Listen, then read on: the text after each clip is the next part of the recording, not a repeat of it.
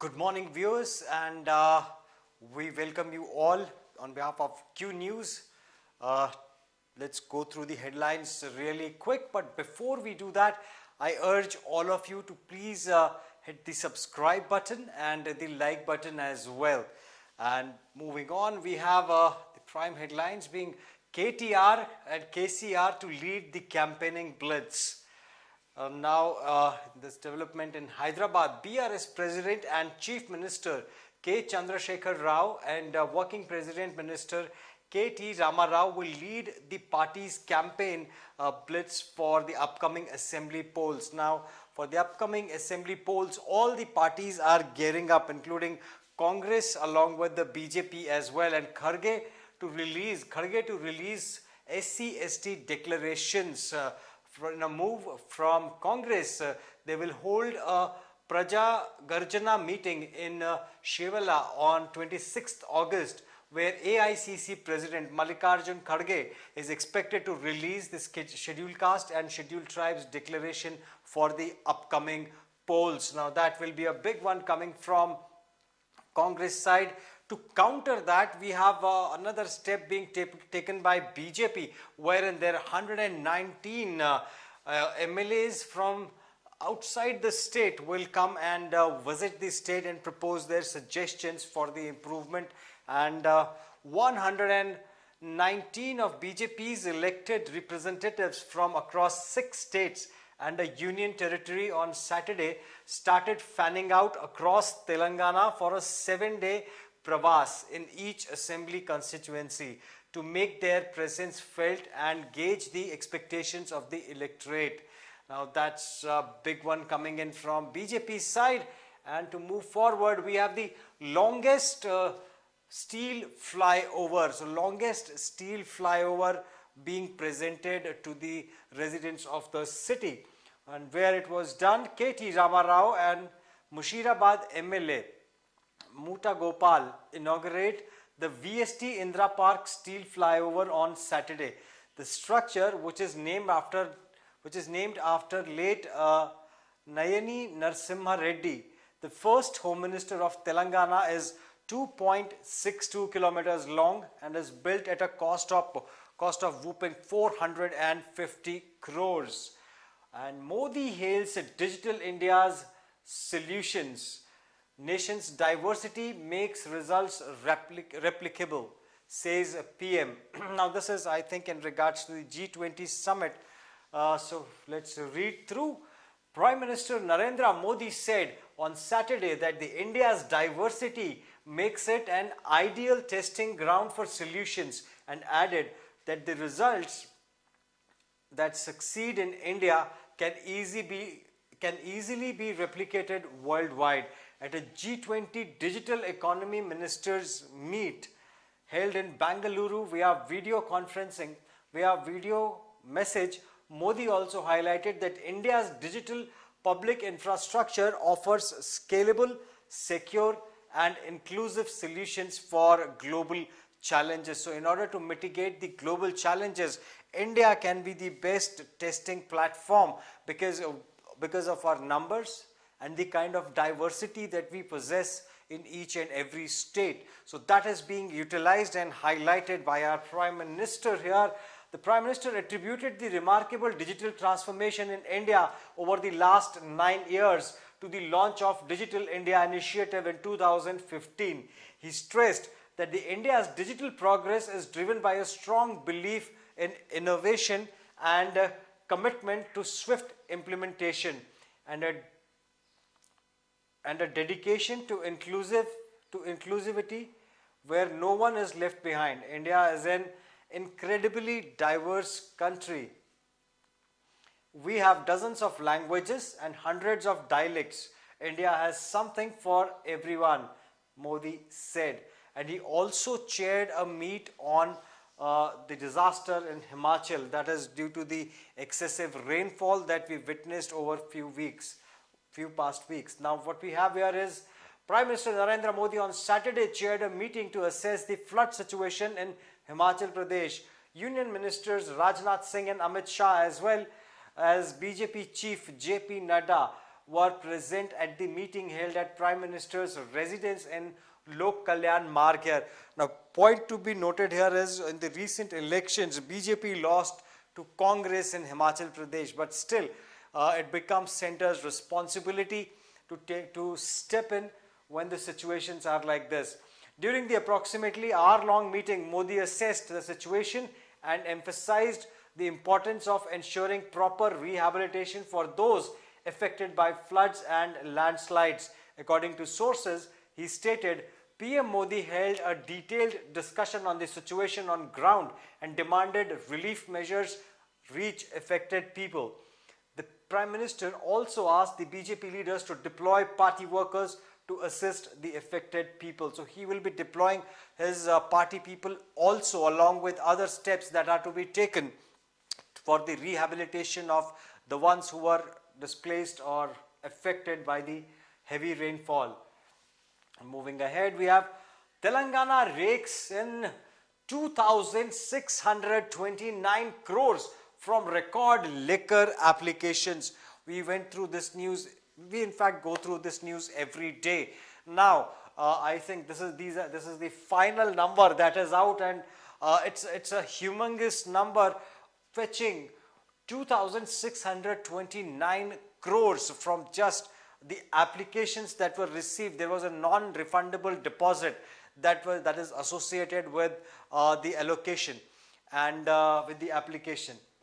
Now, all these funds, have been raked up by the parties, by the government. So, as of Saturday 6 p.m., the Excise Department received 1,31,493 applications, an all-time high, raking in rupees 2,629 crores in a non-refundable application fees for 2,620 shops. Now, that will be allotted through a lottery. While Friday was the last day for filing applications, the process went on till Saturday in all districts. The draw of lots will be held by district collectors concerned on August 21st to allocate the 2,600 liquor shops. Now, 2,600 liquor shops will be open throughout the state.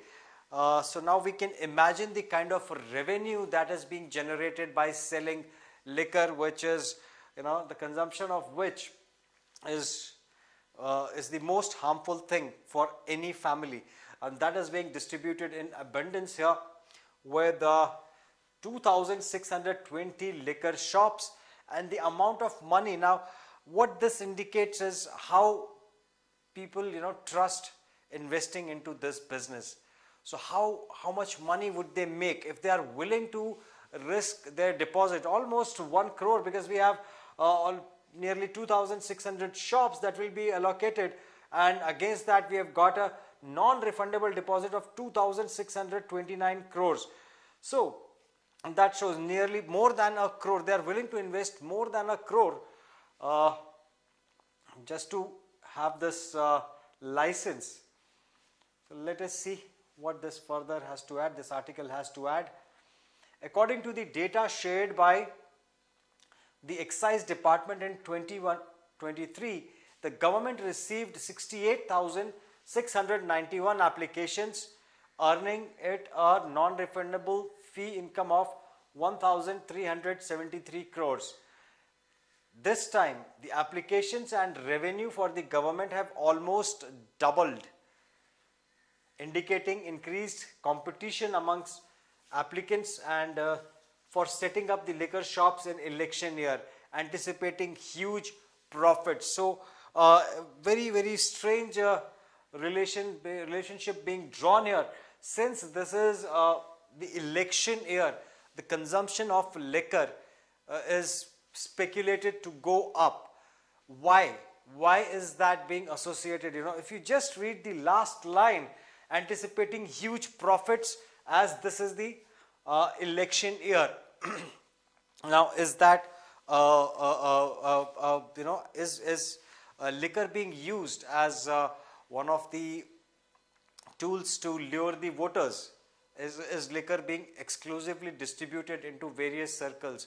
Is our common man being, you know,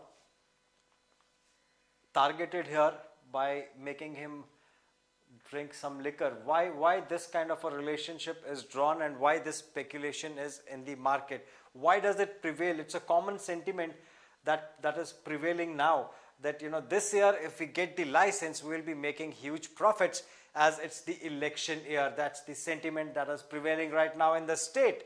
And also we have Imran can be poisoned in jail, says wife Bushra. So just to remind you, Imran Khan, the ex-Prime Minister of Pakistan, was remanded to judicial custody last month following his fraud, following the case wherein he sold the assets that were presented to him by the head of states of different nations.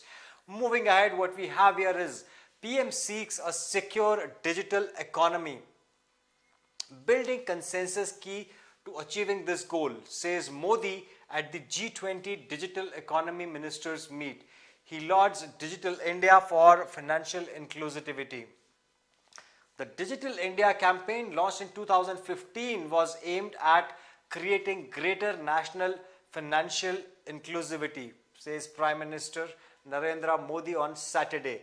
Speaking virtually at the meeting of G20 Ministers of Digital Economy taking place in Bangalore, Mr. Modi presented India's diversities as a resource that supports testing and solution of new digital products from all over the world. So, and he said it was necessary to build consensus on the G20 high-level principles for secure, trusted, and a resilient digital economy. As the digital economy spreads globally, we will face security threats and challenges. In this context, it is important to build consensus on the G20 high-level principles for secure, trusted, and resilient digital economy. We in G20 have a unique opportunity to lay the foundation for an inclusive, prosperous, and secure global digital future, Mr. Modi declared in his opening remarks. He said digital infrastructure should cater to farmers and small businesses and urged the need to create a framework for safe and responsible use of artificial intelligence. Mr. Modi presented India's digital economy as an enabling system and said the country had leveraged technology to make governance inclusive and transparent. He highlighted the reach of Aadhaar digital identity and said that it covered more than 1.3 billion Indian citizens. And also what we have here is HAML floats tenders for DPRs for 12 metro corridors of 278 kilometers. Now what is a DPR? Now Hyderabad Airport Metro Rail has invited tenders for the selection of consultants for preparing preliminary project reports. Those are PPRs, preliminary project reports, and detailed project reports are the DPRs for phase 3 of metro rail expansion corridors recently approved by Telangana government. Now no exemption for electronic vehicles from road tax. Now we were all speculating, since electronic vehicles do not contribute majorly to the pollution levels, so would they be exempt from any kind of taxes just to promote their sale? But that is not the case. No exemption has been granted to electronic vehicles from the road tax. They will have to pay road tax as at par with the other vehicles. 9 soldiers die as a vehicle falls into all right, so this is a mishap that's happened in Ladakh, wherein we have 9 soldiers dying. All right, let's go through the article now. The 9 soldiers, including a JCO, were killed and one was critically injured after a vehicle carrying the 10 personnel fell into a deep gorge in Leh district. So they were traveling in Leh and there was a gorge. The vehicle fell into that. and that led to the death of these Jawans. 10 personnel fell into the deep gorge in Leh district of Ladakh on Saturday. The injured soldier has been shifted to the hospital. The army in a statement said that the ALS vehicle, which was moving as a part of a convoy from Leh to Noima, skidded into the valley at around 6 p.m., 7 kilometers away from Kairi town. Defense Minister Rajnath Singh and Union Home Minister Amit Shah condoled the death of the soldiers, and so do we. So they were out there to protect all of us from the enemy, but this accident happened and their vehicles just skidded. So it usually happens when there is a lot of snowfall, or it is very difficult to actually I've actually driven a vehicle on snow, so it is the tires skid really bad. So that might have been the case with them as well. So really tragic and sad incidents. And we have raptors making power towers their home. So study finds that white-bellied sea eagles make nests on power line towers in Tamil Nadu. Authors say this poses a risk to the species and also points out to the lack of suitable nesting sites near the sea. Now these birds are not able to find a nesting site near the sea. So that is the reason they are using the power line towers. The high power cables flow through, they are connected through these towers. And these birds, as we can see in the picture here, these birds are building their nests on these high power on these power line towers. So this is really sad that we have this is a disturbance to the ecological balance, and it's a reflection of the same. Moving on, these were the headlines for. Now we have the Sunday Times as well to be covered today. PM says Janadhana accounts reaching 50 crores. It's a milestone in itself. Now, the number of Janadhana accounts reaching to 50 crore mark is a significant milestone, said PM Narendra Modi on Saturday, and lauded the fact more than half of these accounts belong to women. With 67% of accounts opened in rural and semi-urban areas, we are also ensuring that the benefits of financial inclusion reach every corner of our nation. Now these big claims come when we are very close to the elections. So all their work that has been done in the past is being highlighted again through various mediums, which is a very good strategy adopted by BJP to highlight their work that has been accomplished, to highlight their accomplishments.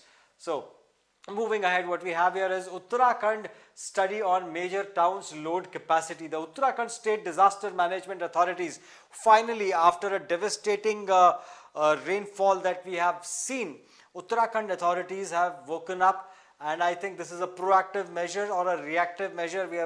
We will decide upon reading the article. The Uttarakhand State Disaster Management Authority has decided to start a study to assess the load-bearing capacity of major towns in the state. Now again, this is a reactive measure being taken. Why was this not done earlier by the Uttarakhand government and authorities? Every town or every load-bearing capacity should have been kept in mind before developing any kind of infrastructure or before allowing any infrastructural developments in those areas, especially the ones which are the hill stations, because that fetches a lot of money for the locals, and they start constructing a lot of infrastructure which is not permitted also. That should have been curbed on day one. Let's see, now they are assessing the load bearing capacity of major towns, including the popular holiday destinations of Mussoorie, Nainital and Lansdowne have been identified in the project's first phase. Now this will be done in a phased manner.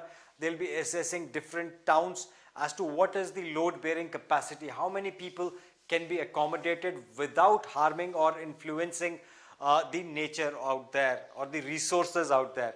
Now, this month could be among India's driest ever Augusts. Rain deficit 36% till now. Another weak spell is likely. So, lowest rainfall in August since 1901. What we have here is the data. In 1913 it was 188.8, in 2005 190.1, and in 2021 196.2, and now in 2023 we have 106.2. That's the rain deficit. Now, government rakes in 2,629 crores. We went through this news. Now, government has generated a revenue of 2,629 crores by by just inviting the applications for liquor sale. Now, pharmacist wields arsenic as murder tool to kill in-laws. Mom-in-law dies. Cops foil second dose plan. A Hyderabad-based pharmacist in the UK tried to poison his estranged wife's family by dropping arsenic-laced spice packets at his in-law's kitchen.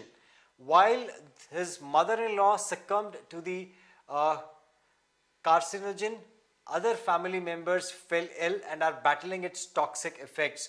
The accused pharmacist M. Ajit Kumar, 45, is on the run, and police are planning to issue a lookout notice.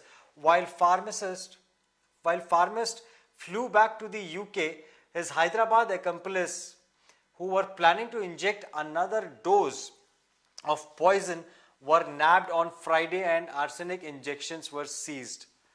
So, Sirisha's family members underwent diagnostic tests, and arsenic levels in some of them were as high as 1,300 against a normal reading of 30. The accused was arrested from a lodge in Kukatpalli with arsenic injections. They wanted to eliminate the remaining family members with a second dose. And we also have another news here. Bone-chilling murders over estranged wife's jolt city. To make wife suffer, sacked city techie kills his daughter. In a cold-blooded murder, a software professional killed his 8-year-old daughter by slitting her throat in BHEL on Friday, and later crashed his car into a median at Koheda in Abdullapur Met on Outer Ring Road, which police suspects could be the deliberate act. Abdullapur Met police said on Saturday that K. Chandrasekhar, 40, was arrested and his confession recorded. The accused reportedly spilled the beans about killing. A very sad and very brutal and gruesome incident, couple of them being recorded here, where people are trying to kill people just for, as their wives. They are not happy with the relationships, and they intend to kill people and harm other people, which should not have been the case. Now, moving forward, what we have here is that it? We have some more news here. 40% export duty on onions to tame the prices, and 9 dead as army vehicle skids into Ladakh. So we went through these meets. And G20 meet para on Ukraine faces Russia objections. 3 life convicts walk free as government okays the remission. Supreme Court pulls up Gujarat High Court over hearing of MTP plea, and Aussies women football captain has a Desi link. Now, Australian football team captain has a Desi link. So she is linked to India. That's what the news has to say. And moving forward, we will read the news in detail as UP bars booking businessmen without an initial probe. Bid to protect entrepreneurs and traders from harassment due to frivolous cases. The Uttar Pradesh government on Saturday ordered the authorities, mainly the police, not to book entrepreneurs and traders without preliminary investigation. Now that's an interesting one coming our way. So let's read further into this. The order is an attempt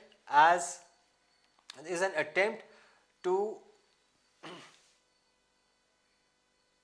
assuage fear among the business community about getting embroiled in legal proceedings. It, however, will not be applicable in cases of cognizable offences. The order aimed at safeguarding the entrepreneurs and the traders from frivolous FIRs, which frequently result in harassment and undue pressure on them, according to the senior government official. Now, this is a step that is being taken under the initiative of ease of doing business. There were a lot of other steps, including digitalizations of various processes in the government sector, like issuing of licenses, etc., were also a part of it. Now, with the ease of doing business, you have Uttar Pradesh has improved its ease of doing business rating with better law and order situation and 25 new policies in sectors that have good investment potential. So UP, first of all, after taking care of the law and order situation, or addressing the law and order situation, has now moved up to the stage where it can now boast about ease of doing business, and various steps are being implemented by the UP government, or the Yogi government, so to say, in order to make it very easy for people to come and invest in Uttar Pradesh. So first of all, you guarantee their physical security, and then you are guaranteeing their the security of their assets or the investments that they are going to make. So that's again a very well thought strategy by the BJP led Uttar Pradesh. And Myanmar monks sheltered 400 Manipur refugees. Now, point here to be noted, people, is Myanmar monks sheltered 400 refugees from India. And on the other hand, there were, how this all started in Myanmar. There was a particular reason, there were multiple factors. It was a combination of different factors. But then one factor amongst that was the movement of people from Myanmar due to the change in the policies of the government or political instability. People moved to India, causing an unrest. That was one of the reasons that was attributed to the primary causes. Now, at the same time, what we have here from the monks of Myanmar, they actually sheltered refugees once this incident in Manipur happened in May. So people fled from India, and they were given shelter in Myanmar by the monks. At the time when Parliament was debating the burden of refugees from Myanmar, the neighbor had sheltered more than 400 refugees from strife-torn Manipur in Buddhist monastery near Tamu. These refugees, a large number of them Meiteis from the India-Myanmar border town of Murray in Kuki majority Tengnoupal district, had escaped to Myanmar on 3rd May when the violence in Manipur broke out. So a very welcome gesture by the monks of, all of us are really thankful to them for sheltering our people. Moving ahead, we have 108 kilometers IB fence at Punjab. All right, so inundated.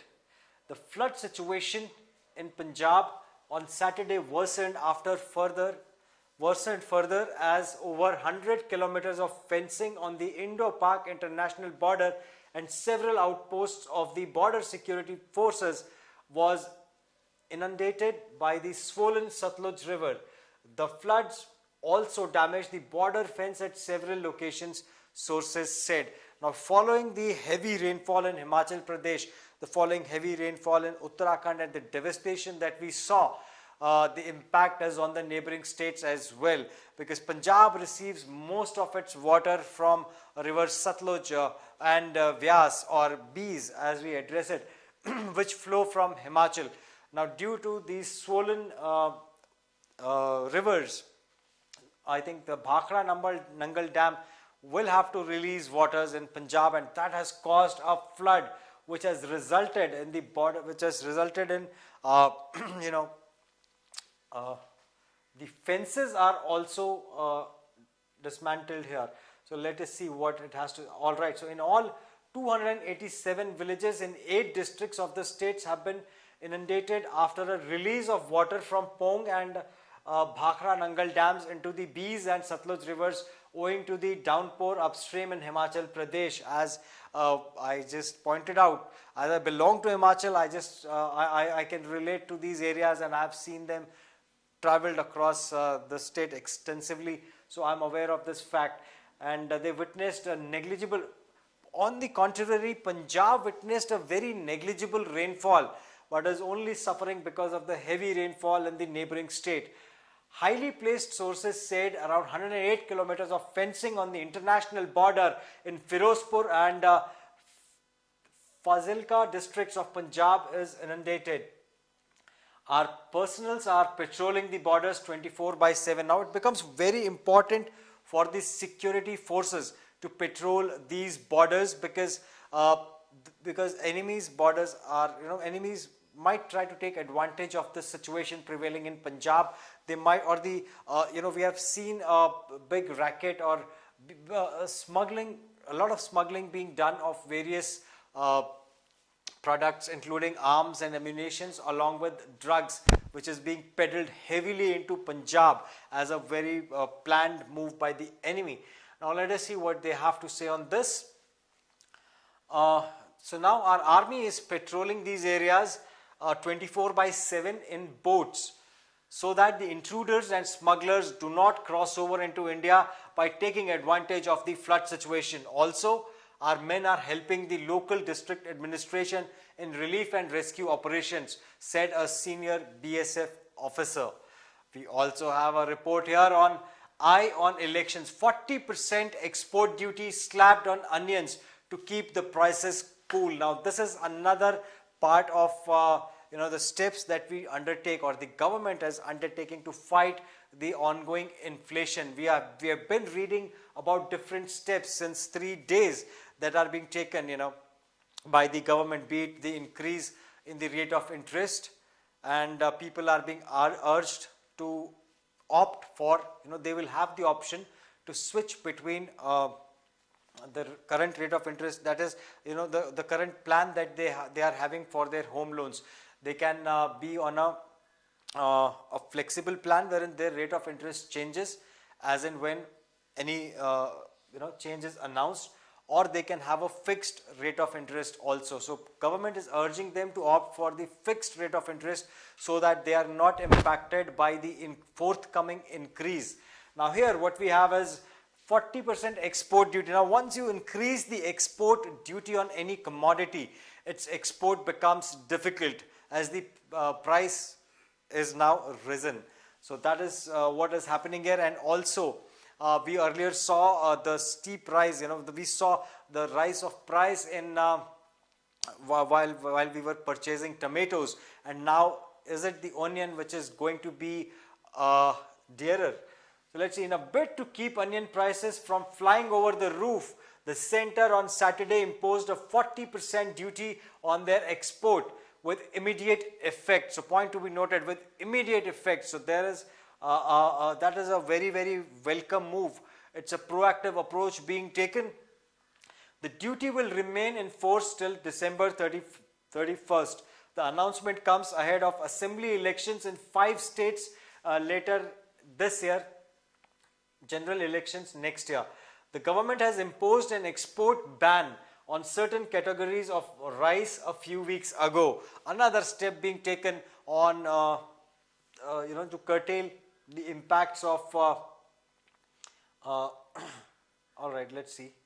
In fact, it is being claimed that this is being done in lieu of forthcoming elections, but I speculate that these are the steps that are being taken just to take care of the inflation. These are the steps that are being taken for that. That's what my idea is. Now Saturday's levy is expected to increase the availability of onions in the domestic market, especially in view of the upcoming festival season. It also comes amid concerns that onion prices may increase sharply in September. So earlier tomatoes, now it's onion whose prices are speculated to be increasing. The center had recently ordered the immediate release of onions from its buffer stock in some regions to keep the prices under leash till the fresh crop starts arriving in the market in October. Currently, the government has stockpiled 3 lakh tons of onions within the price stabilization funds to address the unforeseen price spikes at times of low supply. So a lot of measures being taken here by the government, and they are the welcome measures. As a common man, you don't want to pay or extensively for the basic commodities like tomatoes and onions. The national average retail price of onion, that was 30.50 rupees per kg on August 18, but in some places the prices were above rupees 50. In Delhi, the average onion price on August 18th was 35 rupees per kg, 7 rupees higher than the prices an year ago. Alright, not leaving Congress, says Jagga. Quelling rumors of him changing parties before the assembly elections. Sanga Reddy's MLA T. Jayaprakash Reddy, who is also TPCC's working president, on Saturday reaffirmed his commitment to the Congress and expressed frustration over unverified media reports, terming them as malicious efforts to tarnish his reputation. Now we have KTR opens Indira Park VST flyover, says last 9 years development was just a trailer. Now, divisive forces can hinder progress. Now, big statements coming in from KTR also. Now, Rama Rao cautioned that divisive forces could hinder the city's progress and urged citizens to be discerning in their political choices. Citing the peaceful atmosphere among various communities for past 10 years. Mr. K.T. Rama Rao along with Mayor Gadwal Vijay Lakshmi inaugurates the steel bridge flyover in the city on Saturday. Now Telangana's wait for hard devices could be over soon. So Telangana was waiting for hard devices, as we have seen, not only in Telangana but across India. A lot of cases are coming all of a sudden. You hear a news that somebody passed away with a cardiac arrest. It was a sudden cardiac arrest at a very young age. Now with the instances of sudden cardiac arrests leading to deaths continuing to surge, experts are placing increased emphasis on providing comprehensive training to the general public to perform CPRs and AED, that's automated external defibrillator devices, at publicly accessible location across the region. Earlier in March, Health Minister T. Harish Rao launched a CPR training program. So very good move there by T. Harish Rao by launching a CPR training program and unveiled plans to install 1,200 AEDs in PHCs and Basti Dawakhanas. So a very proactive approach again taken by the state government in a month. So they were to install 1,200 AEDs in a month. However, even though almost half a year has passed since then, the authorities are yet to take substantial measures. So although the announcement was done, I was overjoyed. It was a very short-lived joy for me. So 1,200 AEDs were to be set up in a month. That was the declaration given by the minister. But however, even though almost half an year since then, the authorities are yet to take substantial measures to make it a reality. In the meantime, health authorities said that the initiative is set to be implemented soon. So there is no deadline or what. We were told it will be set up in a month, but that is not the case. Till now we do not have a deadline. The health official said the deployment process is nearing completion and is anticipated to take approximately 1 month with a possible delay of 40 days. So that's very, very vague deadline that we have been given. So it will take at least 1 month, and then 40 days of delay is also being accounted for.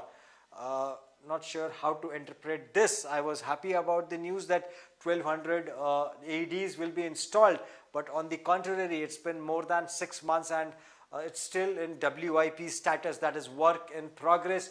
Which will it see the light of the day is the big question the government, we should be asking to our ruling party or the government who announced, or the person who announced this.